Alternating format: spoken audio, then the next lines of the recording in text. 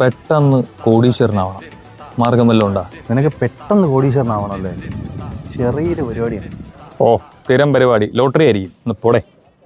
ഇത് വേറെ കുറച്ച് സംഭവങ്ങളാ. വെള്ളിമൂങ്ങ, ഇരുതല മൂരി, നക്ഷത്രയാമം. എന്തോന്നടേ ഇത്?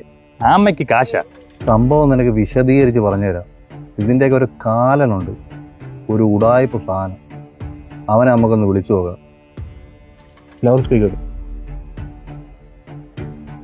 ഹലോ, വെള്ളിമൂങ്ങ ചേട്ടനല്ലേ? പേര് തന്നെയുടെ. ഓ, അത് തന്നെ ചേട്ടാ, നമ്മളെ ഒരു വെള്ളിമൂങ്ങയുണ്ട്. തന്നാ എത്ര രൂപ കിട്ടും?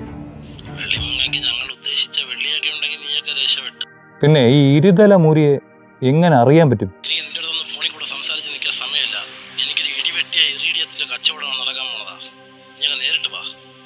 പോവാം, അവിടെ പോവാം. ശരി, നമ്മൾ അവിടെ നേരിട്ട് കാണാം. ഓക്കെ. ചായക്കട ഇരിക്കുന്ന വെള്ളിമൂങ്ങ അവിടെ ഇരിക്കുന്നടാ. ചേട്ടോ നമസ്കാരം.